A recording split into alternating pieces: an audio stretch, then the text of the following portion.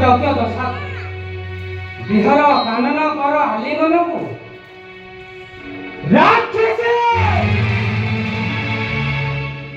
ଏତେ ଦୂର ଅସ୍ପୃଶ୍ୟ ତଳ ଆମେ ଯଜ୍ଞ କୂଳେ ଜନ୍ମି ଆସିକି ଭୁଲେକୁ ପୁଣି ସୀତା ମାରିବା ହେବ ଶ୍ରୀରାମଙ୍କ ଘରଣୀ এই দেখ রাক্ষসী